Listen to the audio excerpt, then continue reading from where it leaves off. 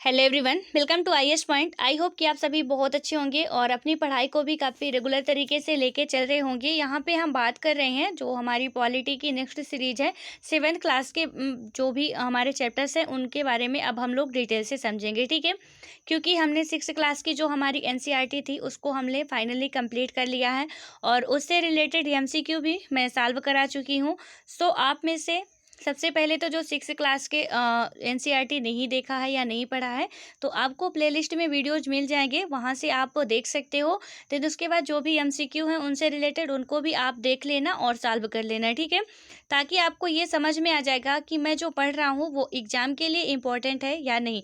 मैं आपको बार बार बोलती हूँ कि आप सिलेबस पढ़ो, उसके बाद एमसीक्यू सॉल्व करो जो भी प्रीवियस ईयर के होते हैं।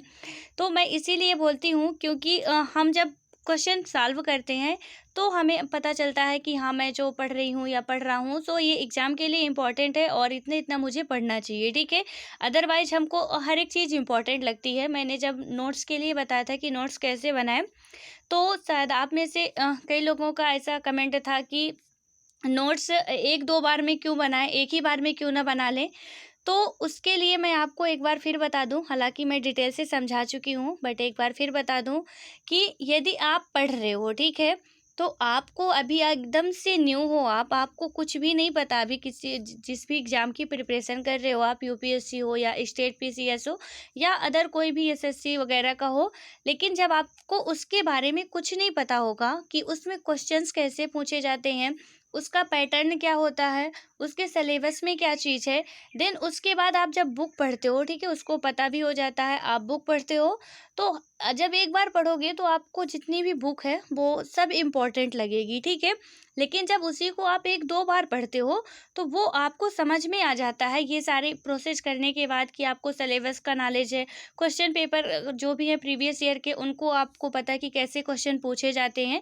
उसके बाद आप एक दो बार पढ़ते हो किताब तो आपको आइडिया लग जाता है कि हाँ, मुझे क्या क्या चीज़ें वो सॉरी नोट डाउन करनी है, क्या छोड़नी है, ठीक है। हालांकि आपकी मर्जी, आप चाहो तो बना सकते हो, बट एक प्रॉपर गाइड करना मेरी जिम्मेदारी है। सो मैंने इसलिए बताया कि आप लोग एक दो बार पढ़ो अच्छे से, देन उसके बाद नोट्स बनाओगे तो वो आपके लिए बेनिफिशियल रहेगा, ठीक है। मेरे को कुछ नहीं मिलने वाला है कि मैं आपको गुमराह करूं कि एक बार में नोट्स नहीं बनाओ या दो बार में नोट्स नहीं बनाओ। जो सही तरीका है मैंने बस वही बताया। यदि आप में से कोई इंटरेस्टेड है बनाने के लिए तो मैं तो साथ साथ बनवाते भी जा रही हूँ, तो आप लोग नोट्स बना सकते हो, ठीक है। तो अब यहाँ पे हम बात करें और एक इम्पॉर्टेंट बात कि बहुत से लोगों का कमेंट आता है कि नोटिफिकेशन नहीं आता वीडियो का, ठीक है। तो आप लोगों को पता है कि हमारे जितने भी वीडियो जाते हैं, हर एक जो भी टीचर हैं सबके वीडियो जाते हैं, टाइम से आते हैं, ठीक है। यानी कि सबका टाइम फिक्स है कि कितने कितने बजे आना है और टाइम टेबल भी आप लोगों को पोस्ट कर दिया गया था। सो यदि नहीं किया गया होगा तो मैं फिर करवा दूंगी आज पोस्ट। तो आप लोग वहाँ से देख के और जब भी टाइम हो तो आप लोग आ जाया करिए, क्योंकि यूट्यूब की पॉलिसी है तो वो वहाँ से खराबी है, वो जो नोटिफिकेशन है वो नहीं दे रहा टाइम टाइम से, ठीक है। सो आप लोग को टाइम फिक्स कर लो, मतलब आप लोग टाइम टेबल लिख लो और उसी के अकॉर्डिंग आप लोग आ जाया करो, ठीक है, और वीडियो देख लिया करो। क्योंकि नोटिफिकेशन के भरोसे बैठोगे तो फिर आपका वीडियो मिस हो जाएगा, इसलिए आप टाइम का ध्यान रखो, नोटिफिकेशन का नहीं, ठीक है। देन उसके बाद अब हम आते हैं अपने पॉइंट में। हमने 7th क्लास की एनसीईआरटी जो है फर्स्ट उसकी इकाई है उसको स्टार्ट कर दिया है। तो यहाँ पे हमने देखा था भारतीय लोकतंत्र में समानता, ठीक है। तो भारतीय लोकतंत्र में समानता ये हमारा फंडामेंटल राइट्स भी है, समता का अधिकार 14 से 18 तक जो है, तो इसमें समानता की बात की गई है, ठीक है, कैसे कैसे होता है। देन उसके बाद हमने इसमें से कुछ ऐसे पॉइंट्स थे जिनको नोट डाउन किए हैं, ठीक है, जो इसके कीवर्ड होते हैं। तो आई होप कि आप सभी मेरे साथ नोट्स बनाते जा रहे हो, ठीक है। तो मैं जितना बताती जा रही हूँ आप लोग ज़रूर नोट्स बनाओगे प्रॉपर तरीके से और मुझे बताओगे भी कि आप में से कौन कौन से नोट्स, मतलब कौन कौन लोग ऐसे हैं जो नोट्स प्रॉपर तरीके से बना रहे हैं। क्योंकि अब मैं कंटिन्यू आपको जो भी पढ़ाऊँगी उससे रिलेटेड बताती जाऊँगी कि आप ये चीज़ें नोट डाउन करते जाओ, ठीक है। सो यहाँ पे अब हम बात करेंगे भारतीय लोकतंत्र में समानता। तो उसके बारे में थोड़ा सा हमने पहले उसका जो भी इंट्रो था उसको समझा था। देन अब आज इसके थोड़ा सा डिटेल में आएंगे। यहाँ पे आपको जो भी डायग्राम दिख रहे हैं ये काफ़ी इंपॉर्टेंट होते हैं, ठीक है। तो यहाँ पे अब हम बात करें यदि, तो ये आप यहाँ पे देखिए, ये छोटे लाल किसान है, मंजीत कौर शिक्षिका है, तेजा सिंह व्यापारी है। और यहाँ पे इनका पेशा इसीलिए लिखा गया है ताकि हम जब आगे पढ़ेंगे तो समझ में आएगा क्या कैसे, ठीक है। छोटे लाल किसान और मंजीत शिक्षिका है और तेजा सिंह व्यापारी हैं, गिरीश राव छात्र हैं, कांता देवी घरेलू कामगार है, सुजाता भी घरेलू कामगार है, ठीक है। चुनाव के दिन क्या होता है कि कांता और उसकी दोस्त सुजाता वोट डालने की बारी का इंतजार कर रही थी, ठीक है। जब आपको पता है कि जब हमारे यहाँ चुनाव होते हैं, इलेक्शन होते हैं, उस टाइम पे हर एक मेंबर समान होता है, किसी में कोई भेदभाव नहीं होता है। उसी लाइन में जो भी शिक्षिका हैं, किसान हैं, डीएम है, वो खड़े होंगे, पीएम खड़े होंगे, और उसी लाइन में जो भी एक छोटे कामगार हैं वो भी खड़े होते हैं, ठीक है। तो यहाँ पे यही सारी बातें हमको समझाई गई हैं कि कैसे समानता का अधिकार हमको है, कैसे समानता हम ऐसे समझ सकते हैं प्रैक्टिकली कि हाँ, हमको समानता का अधिकार है, ठीक है। तो यहाँ पे इनको थोड़ा सा पहले पढ़ते हैं और इनकी बातों को समझते हैं। क्या बात की गई है इसमें कि कितनी अच्छी बात है ना सुजाता कि हम सब अपने देश के समान नागरिक के रूप में वोट डाल सकते हैं। जैन साहब भी हमारे साथ इसी लाइन में खड़े हुए हैं, ठीक है। तो ये महिला बोल रही है अपनी दोस्त से कि क्या बात, मतलब कि कितनी अच्छी बात है कि बताओ, एक मैं गरीब यहाँ पे खड़ी हूँ और यहाँ पे जो है जैन साहब भी खड़े हैं जो कि काफ़ी अमीर है, ठीक है, लेकिन वो हमारे साथ ही वोट डालने के लिए खड़े हैं। तो उसके साथ जो महिला थी उसने बोला कि हाँ बिल्कुल ठीक है। लेकिन यहाँ पे जब कांता बोलती है कि कांता अब तेरी बारी आ गई, तो ये जो सुजाता थी वो कांता को बोल रही है अब तेरी बारी आ गई, तो वो क्या बोलती है, मैं तो वोट उसी दूंगी जिसने हमारे मोहल्ले में पानी की पाइप लाने का वादा किया है, ठीक है। चुनाव के टाइम में आप देखते हो कितने बड़े बड़े वादे किए जाते हैं, बहुत बड़े बड़े, मैं ये कर दूंगा, मैं वो कर दूंगा, मैं ऐसा करूंगा, वैसा करूंगा, महिलाओं के लिए, लड़कियों के लिए, मतलब छात्रों के लिए, बेरोजगारों के लिए। और कभी फिर चुनाव जीतने के बाद कभी कुछ नहीं होता है, इसी बात को हम लोग आगे समझेंगे, ठीक है। तो यहाँ पे ये क्या बोल रही है कि जिसने मुझे वादा किया, मतलब हमारे मोहल्ले में पाइपलाइन लाने के लिए, मैं तो उसे वोट दूंगी। अब ये लोग भरोसे में हम लोग वोट देते हैं कि इसने वादा किया है तो पूरा करेगा, लेकिन ऐसा मतलब कि होता नहीं है। बट अब आगे हम देखते हैं, समझेंगे तब आपको समझ में आएगा। यहाँ पे अब देखिए, अब्दुल रहमान कारीगर, शबनम बानो गृहिणी और ग्रेसी लैंगेग परमार सिद्धार्था, आइजेक लैंगेग सरकारी अधिकारी, रुखसाना मिर्जा मीडिया कर्मी और योगराज जो हैं बेरोजगार हैं और अशोक जैन उद्योगपति हैं, ठीक है। अब यहाँ पे कुछ देर बाद क्या होता है, जब वो तो पहले वोट डाल रही थी, सब कोई समान थे। अब कुछ देर बाद देखते हैं हम यदि, तो क्या होता है, बाद में आना कांता जी नमस्ते, ठीक है। तो यहाँ पे अब इनके साथ भेदभाव आना शुरू हो गए। अब वो जब वो जाती है उनके घर, जब इलेक्शन जीत जाते हैं, क्या बोला जाता है, बाद में आना कांता, तो वो क्या बोल रही है, जी नमस्ते, ठीक है। उसके बाद वो क्या बोलती है कि गुड़िया बुखार में पड़ी है और उसे अस्पताल लेकर जाना है, पर पहले साहब के घर का काम कर आऊँ और उनसे कुछ पैसे उधार ले आऊँ, ठीक है। अब वही जो खड़े थे वहाँ पे जैन साहब जी वोट डालने के लिए एकदम से बराबर लाइन में खड़े थे, ठीक है। जब इलेक्शन जीत जाते हैं उसके बाद की बात कर रहे हैं। अब पहले तो उनको बहुत अच्छा फील हुआ कि चलो हम लोग समान है, इक्वल है, बट कुछ ही देर बाद क्या होता है कि उनका रंग बिल्कुल बदल जाता है, ठीक है। गिरगिट तो थोड़ा कम बदलती है, पर हमारे देश के कुछ ऐसे नेता होते हैं जिनका रंग बहुत जल्दी बदल जाता है। तो यहाँ पे क्या है कि गुड़िया बुखार में पड़ी है और उसे अस्पताल लेकर जाना है। ये अपने जो भी यहाँ पे सुजाता उससे बोल रही है कि मेरी जो लड़की है वो अस्पताल में पड़ी हुई है, उसको बीमार पड़ी है, उसको अस्पताल लेके जाना है, लेकिन उससे पहले मैं साहब के घर का काम कर रहा हूँ, ठीक है। गरीब लोगों के पास क्या होता है कि कोई मर भी रहा है फिर भी वो अमीर लोगों के यहाँ जाते हैं, उनके बच्चों का ख्याल रखते हैं, उनका काम करते हैं ताकि उनको दो पैसे मिल सके, तो कम से कम जो घर पे है उसको थोड़ा सा दवाई वगैरह कराने के लिए, इलाज कराने के लिए कुछ पैसे आ जाएं, ठीक है।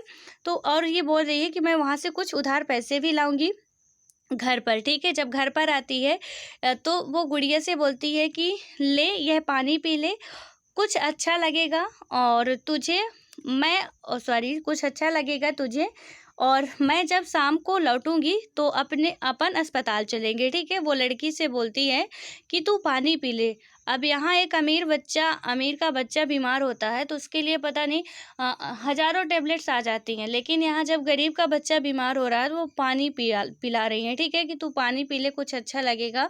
जब मैं शाम को लौटूंगी, उसकी तबीयत तभी ख़राब है, वो बोल रही जब मैं शाम को लौटूंगी तो फिर अपन लोग अस्पताल चलेंगे, ठीक है। गुड़िया बार बार बीमार नहीं पड़ेगी तो और क्या होगा। इस बस्ती में तो कभी साफ सफाई होती ही नहीं है, ठीक है। वही जब बाहर देखती है तो इतना गंदा पड़ा रहता है, तो वो बोलती है कि यहाँ पे बीमार नहीं होगी तो क्या होगा, क्योंकि यहाँ पे तो साफ सफाई कभी होती नहीं है। कोनों को अच्छे से साफ करना है, ठीक है। जब वो मालिक के यहाँ पहुँचती है तो उसकी मालकिन क्या बोलती है कि जो भी कोने एक एक मतलब पूरा घर जो है तो वहाँ से अच्छे से एक एक कोने से कचरा निकाल लेना है। यहाँ पे ये आपको दिख रहा है, ये मालकिन बैठे, ये मालिक बैठे और ये बेचारी काम कर रही है। वहाँ उसकी लड़की बीमार पड़ी है, लेकिन इन अमीरों को किसी की परवाह नहीं होती, ठीक है। हालांकि ऐसे सब नहीं होते हैं, बट कुछ ऐसे होते हैं जिनमें इंसानियत नाम की चीज़ नहीं होती है। उसके बाद क्या होता है कि कांता ये लो तेरे पैसे, पर पहले से पैसे मांगने की आदत मत बना, समझी। मालकिन पैसा दे रही है और क्या बोल रही है कि ये ले अपने पैसे और पहले से पैसे मांगने की आदत मत बना। तो उसने कहा जी मैडम नहीं बनाऊंगी, ठीक है। उसके बाद क्या होता है, उस शाम को यानी कि उसी दिन जब वो शाम को पैसा वगैरह लेके काम करके आती है घर, तो बस जरा सी देर और बेटी को लिए, बेटी रो रही थी और बुखार थी उसको, तो वो बेटी को बोल रही है बस थोड़ी सी देर और रुक जाओ, मैं अभी डॉक्टर के पास पहुंचने वाली हूँ, ठीक है, क्योंकि अस्पताल में ही खड़ी है जैन मैडम और जैन साहब, ठीक है। जैन मैडम और जैन साहब वोट डालने के लिए लाइन में भले ही खड़े रहे हों, पर अपने बच्चों के इलाज के लिए उन्हें लाइन में नहीं लगना पड़ता है, ठीक है। जो भी ये जैन साहब थे, ये इलेक्शन लड़े हुए थे, इन्होंने उसके साथ ही वोट डालने के लिए खड़े हुए थे और बहुत ज़्यादा जब तक वोट का इलेक्शन नहीं हो जाता है तब तक बहुत ज़्यादा इतनी सिंपैथी दिखाते हैं कि बस यही सब कुछ है, लेकिन उसके बाद तो अब आपको देखने को मिलेगा ही, ठीक है, कि क्या क्या हालत होती है। यहाँ पे ये गरीब लोग हैं जो लाइन में खड़े हुए हैं, बट जो अमीर लोग होते हैं, जो मंत्री मिनिस्टर होते हैं, उनको लाइन वगैरह में नहीं खड़ा होना पड़ता।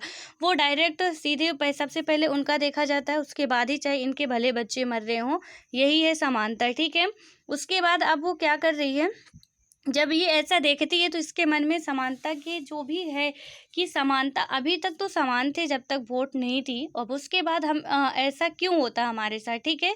तो इसी बात को समझेंगे। यहाँ पे एक बात मैं और आपको बता दूं कि यहाँ पे हम पढ़ रहे हैं पॉलिटी, ठीक है, लेकिन हमको राजनीति में बिल्कुल नहीं घुसना है। ये बात आप याद रखना।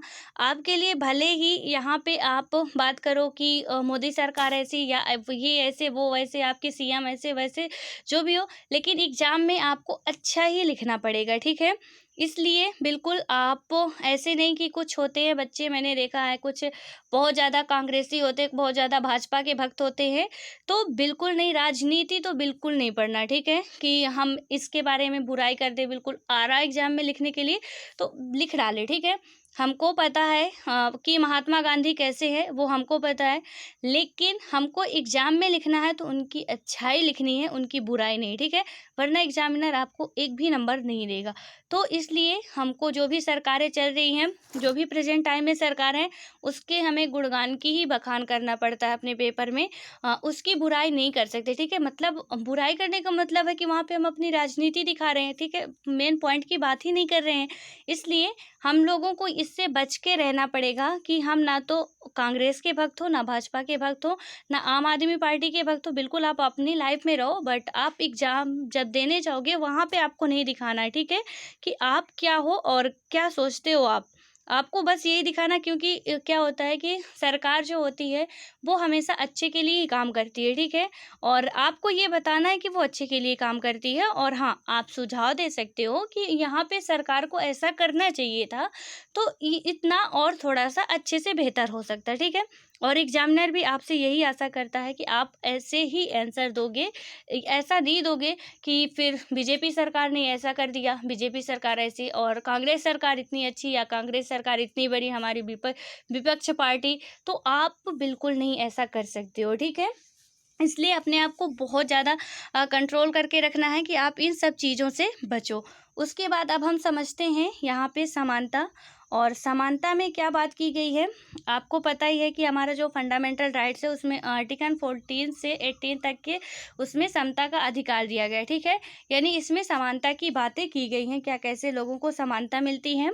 यहाँ पे यदि हम बात करें, भारत एक लोकतंत्रीय देश है, ठीक है। यहाँ पे लोकतंत्र जिसे ना पता हो, मैं कई बार बता चुकी हूँ, यहाँ पे आप नोट डाउन कर सकते हो कि लोकतंत्र का मतलब होता है, आप लोकतंत्र लिख सकते हो, जनता का, जनता के लिए, जनता के द्वारा किया गया शासन ही लोकतंत्र है, ठीक है। और ये स्टेटमेंट किसका है, तो अब्राहम लिंकन जी का है, ठीक है। तो ये आप लिख लो। उसके बाद हम बात करें तो क्या बात की गई है कि भारत एक लोकतंत्रीय देश है। कक्षा 6 की पुस्तक में हमने लोकतंत्रीय सरकार के मुख्य तत्वों के बारे में पढ़ा, ठीक है। उसमें हमने समझा कैसे कैसे जो सरकार के लोकतंत्रीय मुख्य तत्व थे, जैसे कि लोगों की भागीदारी हो गई, कैसे पार्टिसिपेट कर सकते हैं, संघर्षों का शांतिपूर्ण समाधान कैसे कर सकते हैं, समानता और न्याय क्या चीज़ है, ठीक है। ये न्याय जो है हमारे किसमें हमको न्याय प्राप्त है, हमारी जो प्रियम्बल है उसमें हमको 3 न्याय दिए गए हैं, ठीक है। तो ये भी आपको याद रखना है। उसके बाद क्या है कि समानता लोकतंत्र की मुख्य विशेषता है, ठीक है। जो समानता है वह लोकतंत्र की प्रमुख विशेषता है, ये भी आप लिख सकते हो, क्योंकि एग्जामिनर कहीं से भी क्वेश्चन उठा सकता है, ठीक है। इसलिए आप हर एक पॉइंट को अच्छे से पढ़ोगे। यहाँ पे है, और इसकी कार्यप्रणाली के सभी पहलुओं को प्रभावित करती है। यानी कि क्या बात की गई, समानता लोकतंत्र की प्रमुख विशेषता है और इसकी कार्यप्रणाली के सभी पहलुओं को प्रभावित करती है, ठीक है। इस अध्याय में आप समानता के बारे में और अधिक जानेंगे, यह क्या है, लोकतंत्र के लिए यह आवश्यक क्यों है, भारत में अब समान है या नहीं, ठीक है। हालांकि हम यहाँ पे कांता की कहानी जब पढ़ते हैं तो हमको समझ में आता है कितनी ज़्यादा समानता है, ठीक है। तो यहाँ पे क्या है कि भारत में सब समान है या नहीं, हम कांता की कहानी से चर्चा आरंभ करते हैं, ठीक है। हमने कांता की कहानी पढ़ ली है कि पहले तो उसे लगता है कि हम सब समान हैं, कितनी अच्छी बात है हमारे देश में कि हम जितने भी लोग हैं हर एक समान है। लेकिन कुछ ही पल बाद उसको उसका असली मीनिंग पता चलता है कि हम क्या हैं, ठीक है। अब उसके बाद हम बात करें यहाँ पे तो मताधिकार का की समानता, ठीक है। तो यहाँ पे मताधिकार की समानता, कहानी का प्रारंभ जो होता है कांता के वोट देने की लाइन में खड़े होने से होता है, ठीक है। पुनः उन विभिन्न लोगों की ओर देखो जो उसके साथ लाइन में खड़े थे, ठीक है। हमने देखा कि व्यापारी भी खड़े हैं, किसान भी खड़े हैं, जैन साहब भी खड़े हैं, और भी कई लोग थे जो उसमें खड़े थे। उन विभिन्न लोगों की ओर देखो जो उसके साथ लाइन में खड़े थे। कांता अपने मालिक अशोक जैन को पहचान लेती है, ठीक है। जो कांता थी वो क्या करती है, अपने मालिक जिसके यहाँ काम करती थी उसको पहचान लेती है, और अपने पड़ोसी छोटे लाल को भी पहचान लेती है, ठीक है। जो भी उसके पड़ोसी थे, किसान थे, उसको भी पहचान लेती है। भारत जैसे एक लोकतंत्रीय देश में सब वयस्कों को मत देने का अधिकार है, ठीक है। हमको पता है कि भारत एक लोकतंत्रीय देश है। हमने जब लोकतंत्र पढ़ा था तो उसमें मैंने आपको बताया था कि लोक देश की 2 प्रकार से उसमें शासन हो सकते हैं, जैसे कि एक लोकतंत्रीय हो गया और एक राजतंत्रीय हो गया, ठीक है। तो राजतंत्रीय में क्या होता है कि उसमें राजा का शासन होता है, और लोकतंत्र में क्या होता है कि जितने भी इसमें सरकार जो होती है वो जनता के प्रतिनिधि के रूप में काम करती है। अब वो जनता का प्रतिनिधि कैसे, जैसे कि हम लोग यहाँ से पंच, सरपंच और उसमें से पार्षद जो भी होते हैं, एमएलए, सीएम, इनको हम लोग क्या करते हैं, चुन के भेजते हैं, और वही वहाँ पे फिर हमारे लिए कानून बनाते, ठीक है। यानी कि प्रत्येक 10 लाख पे एक मेंबर चुना जाता है। तो जो भी होता है 10 लाख पे, ठीक है, ये याद रखना आप कि 10 लाख पे एक मेंबर चुना जाता है, जो कि लोकतंत्र का सदस्य होता है, जो हमारे प्रतिनिधि के रूप में काम करता है। यानी कि वो 10 लाखों लोगों का प्रतिनिधि कहलाएगा, ठीक है। तो वो वहाँ पे काम करता है। तो यहाँ पे वही बात की गई है, मतलब ये माना जा रहा है कि ये जो बंदा कर रहा है वो उन 10 लाख लोगों की सहमति से ही कर रहा है या उनके भले के लिए कर रहा है, ठीक है। तो भारत जैसे एक लोकतंत्रीय देश में सब वयस्कों को मत देने का अधिकार है। वयस्क का मतलब क्या है, 18 साल जिसकी आयु पूर्ण हो चुकी हो, ठीक है। तो वयस्क का मतलब जिसे ना पता हो तो आप कोष्टक में लिख सकते हो वयस्क, यानी कि 18 वर्ष की उम्र पूर्ण कर चुका हो। चाहे उनका धर्म कोई भी हो, शिक्षा का स्तर या जाति कुछ भी हो, वे गरीब हो या अमीर हो। इसे मतलब कि इसे, जैसा कि आप पिछले वर्ष की पुस्तक में पढ़ चुके हो, सार्वभौमिक वयस्क मताधिकार कहा जाता है। ठीक है, अब यहाँ पे आपको लिखना है, यहाँ से लिखना है, ठीक है, कि भारत जैसे एक लोकतंत्रीय देश में सब वयस्कों को मत देने का अधिकार है, चाहे उनका धर्म कोई भी हो, शिक्षा का स्तर जाति कुछ भी हो, वो गरीब हो या अमीर हो, तो इन्हें वोट देने का अधिकार है। ठीक है, इसे ही हम क्या कहते हैं, सार्वभौमिक वयस्क मताधिकार कहते हैं।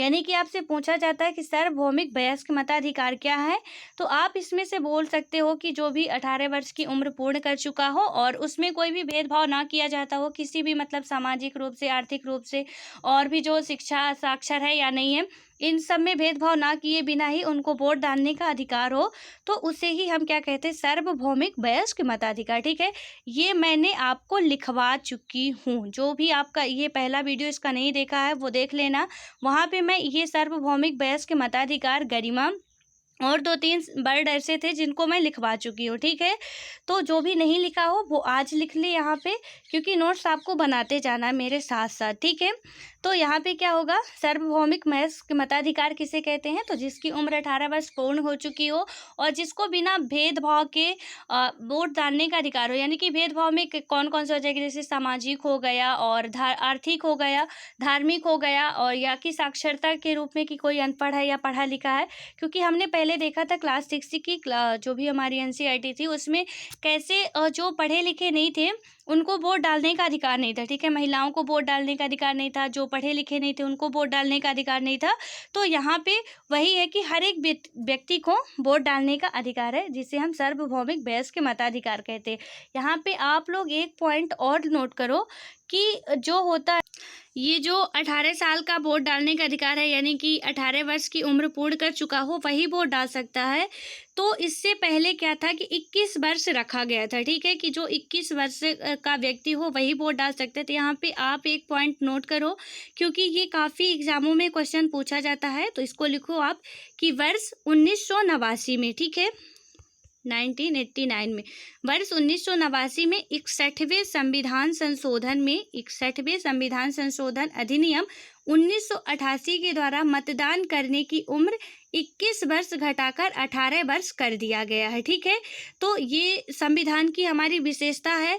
और यहाँ पे मैं आप पे एक अलग से चैनल है जो दिव्य एजुकेशन नाम से है, वहाँ पे मैं इसको कंप्लीट करवा रही हूँ। ठीक है, पूरा जो भी संविधान है हमारा और संविधान की विशेषताएं हैं, तो इसीलिए मैं वहाँ पे साथ साथ कंप्लीट कराती जा रही हूँ एम लक्ष्मीकांत जी की बुक से, ताकि आपका यदि कोई अभी 2021 या 20 में पेपर देने वाला हो, 21 में, तो उसका हर एक चैप्टर जो भी है साथ साथ कंप्लीट होता जाए। ठीक है, तो आप में से जो भी यदि एम लक्ष्मीकांत की बुक से पढ़ना चाहते हो आप लोग, तो वहाँ यूट्यूब पे सर्च करोगे आप दिव्य एजुकेशन। ठीक है, हिंदी से दिव्य है और DUCATION दिव्य एजुकेशन सर्च करोगे तो वहाँ पे आप पॉलिटी के वीडियो मिल जाएंगे, तो आप वहाँ से पढ़ सकते हो। ठीक है, तो यहाँ पे आप नोट कर लिए कि 1989 में 61वें संविधान संशोधन अधिनियम में जो भी मतदान करने का उम्र थी वो 21 वर्ष से घटाकर 18 वर्ष किया गया। ठीक है, पहले 21 वर्ष थी, तो यहाँ पे ये बात आपको याद रखनी है।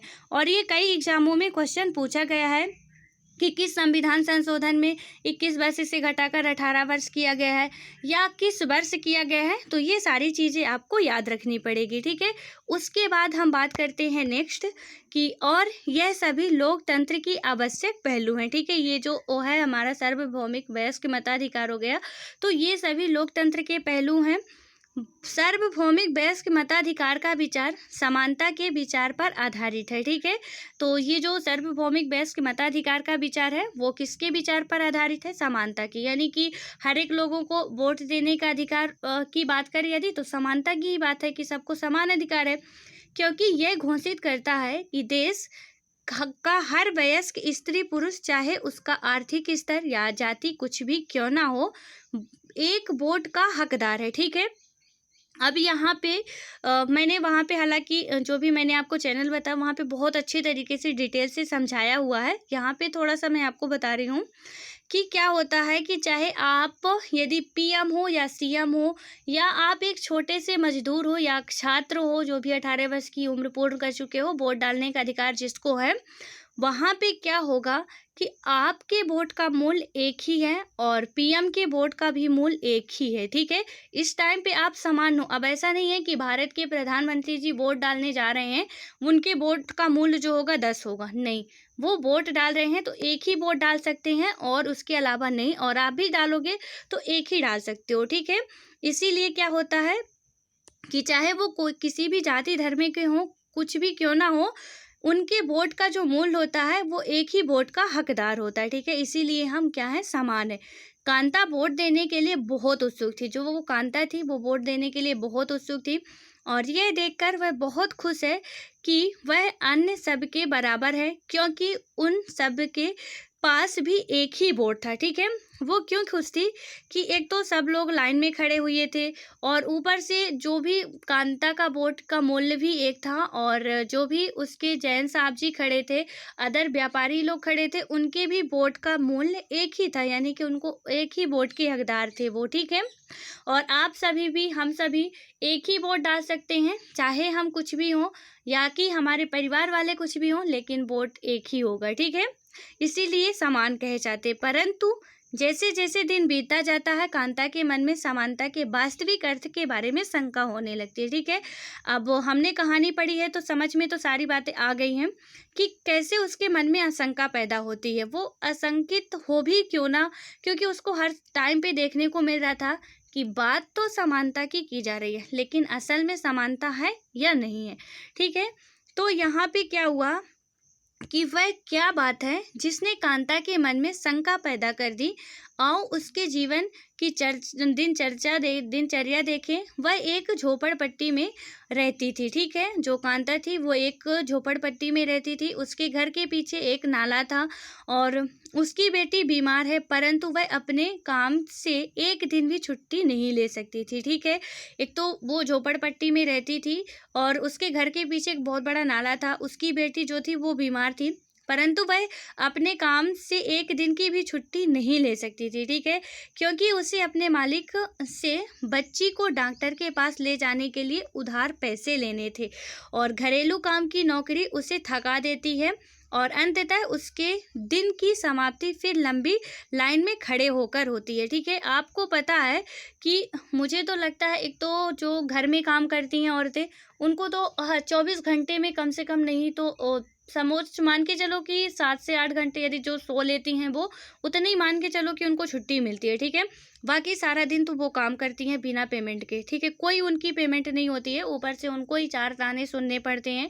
जो भी हमारे पापा लोग आते हैं बाहर से, तो वही उनको और ताने सुनाते हैं, तुमने सारा दिन क्या किया, सारा दिन बैठी रही, ये की वो की, ऐसा नहीं की वैसा नहीं की, ठीक है। उल्टा उनको ही सुनना पड़ता है, उनको ही सब कुछ सहना पड़ता है, और वो सारा दिन बिल्कुल आदमियों की तरह तो उनकी वैल्यू होती ही नहीं है, ठीक है। कहीं भी आप देख लो तो वो काम करेंगी सारा दिन, उनकी कोई पेमेंट नहीं होती है, और यदि अपने लिए भी पैसा मांग लेती हैं तो कुछ तो ऐसे होते हैं कि उनको ही उल्टा मारने लगते हैं, ठीक है। वहाँ पे यही बात बताई गई है कि वो जो थी उनके पास पैसा नहीं होता है। और यहाँ पे यदि हम औरतों की बात कर रहे हैं, यहाँ पे मैं बता दूँ आपको कि जो घरेलू मतलब कि नौकरानी रखते हैं, ठीक है, अपने अपने घर में रखते हैं, तो आप देखते हो कि उनको कितना ज़्यादा काम रहता है, लेकिन उनका जो पैसा होता है वो बहुत कम देते हैं लोग। उनके काम के अकॉर्डिंग उनका पेमेंट बहुत कम होता है, लेकिन उनका काम सारा दिन वो उनको बिल्कुल इतना थका देती है कि वो कुछ करने लायक नहीं रहते, ठीक है। लेकिन मजबूरी है, करती हैं, फिर घर जाके भी उनको करना पड़ता है। तो यहाँ पे वही सारी बातें हमको अच्छे से समझाई गई हैं, ठीक है। और फिर उनको क्या होता है लास्ट में, वो क्योंकि गरीब होने का पाप किया, ठीक है। अब महात्मा गांधी जी का हमने स्टेटमेंट पढ़ा था कि उन्होंने क्या किया था, कि उन्होंने सिर्फ क्या किया, गरीब पैदा हुए, ये पाप है इनका क्या। तो यही है कि वो गरीब है, इसलिए उनको अब यहाँ पे तो काम कर रही है, ऊपर से सारा दिन उनको लाइन में जाके खड़े रहना पड़ता है, और फिर भी डॉक्टर नहीं मिलते हैं, और वहाँ से उसको वैसे ही लौट के आना पड़ता है, ठीक है। उसके बाद क्या हुआ कि सरकारी अस्पताल के सामने लगी यह लाइन उस लाइन से भिन्न है जिसमें वह सुबह लगी थी, क्योंकि इस लाइन में खड़े अधिकांश लोग गरीब है। ठीक है, जब वो सरकारी अस्पताल में लाइन में खड़ी होती है तो क्या बता रही है कि ये लाइन उस लाइन से भिन्न है जहाँ पे वह सुबह खड़ी थी, क्योंकि ये लाइन जो है उस लाइन से भिन्न क्यों थी, क्योंकि अब इस लाइन में सिर्फ और सिर्फ गरीब लोग खड़े हैं। अमीर लोग जो थे वो तो दवाई करा के निकल चुके हैं, क्योंकि उनके पास इतना टाइम नहीं होता है। वो पहले से ही क्या होता है कि उनका सब कुछ फिक्स रहता है, वो अपना करवाए निकल गए। ठीक है, तो यहाँ पे अब बताया गया है कि आपके विचार से समानता के बारे में शंका करने के लिए कांता के पास क्या पर्याप्त कारण है? तो बिल्कुल पर्याप्त कारण है। अब इससे बड़ा क्या कारण हो सकता है? ठीक है, कि उसको जब वहाँ पे जाती है, बच्ची बीमार है उसको समानता का भाव नहीं देखने को मिल रहा। ठीक है, वो जिसको वोट दे के जिताती है वो उसके पास जाती है तो वो बोलते फिर आना, मेरे पास टाइम नहीं है। वो इतना बिजी हो जाते हैं कि उनके पास जनता की बात सुनने के लिए कभी टाइम नहीं होता। ये बात आप नोट करके रख लो। ठीक है, जबकि वो बोलेंगे कि बस मैं आपके लिए हूँ, आपके लिए ही काम कर रहा हूँ, बट यदि रियल में आप जाओ उनके पास तो वो यही बोलेंगे मेरे पास टाइम नहीं है, फिर आना। ठीक है, तो यहाँ पे वही बताया गया है कि आपके विचार से समानता के बारे में जो कांता शंका कर रही थी, क्या उसके लिए पर्याप्त कारण है? तो हाँ, पर्याप्त कारण बिल्कुल हो सकते हैं, मेरे हिसाब से तो हो सकते हैं। ठीक है, इसके बाद हम बात करें तो अन्य प्रकार की असमानताएं, जो भी कुछ अन्य प्रकार की असमानताएं हैं उनके बारे में यदि बात करते हैं तो यहाँ पे क्या बताया गया है कि कांता उन बहुत से लोगों में से एक है जो भारतीय लोकतंत्र में रहते हैं। ठीक है, जो कांता है वो उन बहुत से लोगों में से एक है, क्योंकि भारत में बहुत ज़्यादा जनसंख्या में गरीब रहते हैं। ठीक है, जो भारतीय लोकतंत्र में रहते हैं, जिन्हें मताधिकार प्राप्त है, लेकिन उनका दैनिक जीवन और कार्य करने की स्थितियां समानता से बहुत दूर हैं। ठीक है, जो भी उनका दैनिक जीवन है और उनके कार्य करने की स्थितियां हैं वो समानता से कहीं कोसों दूर पे है। ठीक है, निर्धन होने के अतिरिक्त भारत में लोगों को अन्य अनेक कारणों से भी असमानता का सामना करना पड़ता है। वो तो एक तो निर्धन है, ठीक है, उसके बाद उनको बहुत से कारणों का सामना करना पड़ता है, भेदभाव का, हर एक तरह का भेदभाव उनको सहना पड़ता है। उनको इतनी जिल्लत सहनी पड़ती है कि उनकी लाइफ जो होती है नर्क से भी बदतर हो जाती है। ठीक है, इसका आशय हम निम्नलिखित दो कहानियों को पढ़कर समझेंगे। ये दोनों ही वास्तविक घटनाओं पर आधारित हैं और भारत में होने वाली विभिन्न प्रकार की असमानताओं पर प्रकाश डालती हैं। ठीक है, यहाँ पे ये जो है हमारा विभिन्न प्रकार की जो असमानताएं हैं, तो इनको हम दो कहानियाँ यहाँ पे दी गई हैं उसको पढ़ेंगे, उसके बाद समझेंगे क्या कैसे। ठीक है, भारत में सामान्यतः प्रचलित असमानताओं में से एक है और जातिगत व्यवस्था। ठीक है, जो सबसे पहली है जातिगत व्यवस्था, हमने 6th क्लास की भी एनसीईआरटी में पढ़ा था कि कैसे जातिगत भेदभाव किया जाता था, कैसे एक पंडित को सबसे ऊंचे रखा जाता था, कैसे एक दलित वर्ग को सबसे नीचे दबा के रखा जाता था। ठीक है, दलित का मतलब ही है, मैंने कल आपको क्वेश्चन भी सॉल्व कराया था कि दलित का मतलब है या दबा हुआ, कुचला हुआ। ठीक है, तो उसको एक नीचे दबा के रखा जाता था। तो सबसे यदि बड़ी विशेषता की बात करें तो जातिगत व्यवस्था। ठीक है, यदि आप ग्रामीण भारत में रहते हैं तो जातिगत पहचान का अनुभव शायद बहुत छोटी आयु में ही हो जाता है। ठीक है, यदि आप एक गांव में रहते हो तो वहाँ पे आपको जातिगत जो भी भेदभाव है बहुत छोटी सी उम्र में हो जाता है। यदि आप भारत के शहरी क्षेत्र में रहते हैं तो शायद यह सोचेंगे कि लोग अब जात पात में विश्वास नहीं करते हैं। ठीक है, लेकिन ये मत भूलिए कि शहरी क्षेत्र में भी भेदभाव किया जाता है। हाँ, अब पता नहीं चल पाता, मतलब कुछ वहाँ पे ज़्यादा सोच डेवलप रहती है तो उनकी जो मेंटेलिटी है थोड़ा डेवलप रहती है, इसलिए वो ये सब नहीं मानते हैं। और फाइनली ये है कि उनको किसी के पास बैठने उठने का टाइम नहीं होता है, इसलिए वहाँ पे नहीं मानते। ठीक है, इसके बाद क्या होता है, लेकिन ये गांव में अभी भी इतना सब कुछ सुधार होने के बाद, सरकार के सब कुछ करने के बाद, आप गांव में यदि हो तो बिल्कुल आपको इसका सामना करना पड़ता होगा। ठीक है, और यहाँ पे अभी भी है। तो यदि आप भारत के शहरी क्षेत्र में रहते हो तो शायद आप सोचोगे कि लोगों को अब जाति पात में विश्वास नहीं करते हैं, परंतु जरा एक प्रमुख समाचार पत्र के वैवाहिक विज्ञापन के कॉलम को देखिए तो आप पाएंगे कि उच्च शिक्षा प्राप्त शहरी भारतीय के दिमाग में भी जाति कितनी महत्वपूर्ण है। ठीक है, शादी ब्याह में क्या होता है कि जो भी होता है हमारा जाति वर्ग में ही करते हैं, अपने जाति वर्ग में, कि यदि ब्राह्मण है तो ब्राह्मण के घर में ही करेंगे, जो भी उनका जाति वर्ग होता है, कास्ट होता है, उसी में करते हैं। ठीक है, और बढ़िया कार्ड्स वगैरह जो होते हैं उनमें नाम लिखे रहते हैं कि ये शुक्ला हो गए, ये पंडित हो गए, पांडे हो गए, ये जो भी उनके जाति वर्ग होते हैं वो लिखे रहते हैं। ठीक है, अब आइए अब एक कहानी स्कूल जाने वाले एक दलित बच्चे की अनुभवों के बारे में पढ़ें।